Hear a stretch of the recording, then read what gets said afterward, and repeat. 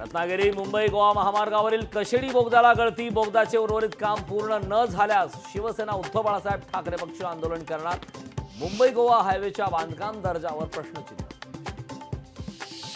राज्यात 2 दिवसांमध्ये मंत्रिमंडळ विस्तार होण्याची शक्यता. दिल्लीत मुख्यमंत्री कोणाला भेटले याचा तपशील मात्र गुलदस्त्यात. विधानसभेला भाजप 155 जागा लढण्याच्या तयारीत तर शिवसेनेला 65 जागा आणि अजित पवारांच्या राष्ट्रवादीला 50 ते 55 जागा मिळण्याची शक्यता. काही लोकांचा सकाळीच भोंगा वाजतो. मुख्यमंत्री शिंदेंची राऊतांवर अप्रत्यक्ष टीका. मुख्यमंत्र्यांच्या टीकेला प्रत्युत्तर देताना राऊतांची जीभ घसरली. पुण्यातील अल्पवयीन मुलांच्या ड्रग्ज प्रकरणात 4 पोलिसांचं निलंबन. 8 जणांविरोधात गुन्हा. आरोपीवर कडक कारवाई करा. शिंदे फडणवीसांचा पोलीस आयुक्तांना फोन.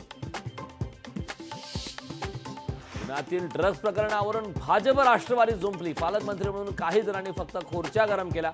सूरज चव्हाणांचा चंद्रकांत पाटलांवर निशाणा.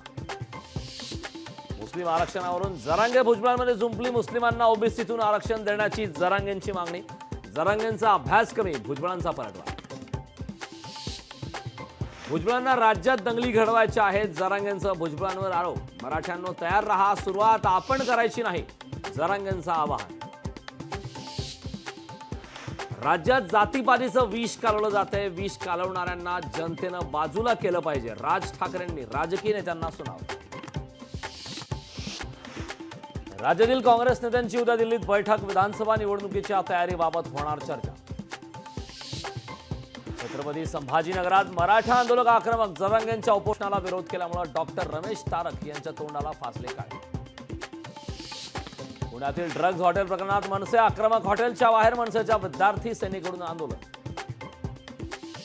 सभासदांच्या मालकीच्या कारखान्यावर कारवाई अयोग्य. कारवाईचा केपी पाटलांना फायदा होईल. हसन मुश्रीफांनी राज्य उत्पादन शुल्क मंत्र्यांना सुनावले खडे.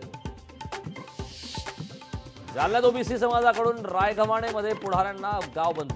गावाच्या वेशीवरच लावले गावबंदीचे फलक. कोल्हापूरच्या आजरात शेतकऱ्यांचा एल्गार. संकेश्वर बांधा मार्गावरील टोल नाक्याला शेतकऱ्यांचा विरोध. केंद्र सरकारच्या विलंब शुल्काच्या विरोधात सांगलीत रिक्षा संघटना आक्रमक. रिक्षा बंद ठेवून जिल्हाधिकारी कार्यालयावर रिक्षा मोर्चा. पुण्यातून मुंबईपर्यंत लॉंग मार्चचं आयोजन. शैक्षणिक मागण्यांसाठी निघाला लॉंग मार्च. सारथी बार्टी महाज्योतीच्या विद्यार्थ्यांनी काढला मोर्चा. नागपूर उमरेड रोडवरील सुरगाव येथे होणार कत्तलखाना. कत्तलखाना याला स्थानिक नागरिकांचा विरोध. मुख्यमंत्र्यांची भेट घेऊन केली. कत्तलखाना रद्द करण्याची मागणी.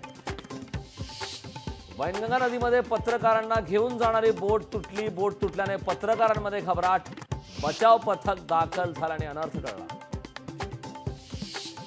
साताऱ्यातील कास पठारावर पर्यटकांची गर्दी. पाऊस आणि दाट धुक्यामुळे वातावरणात गारवा.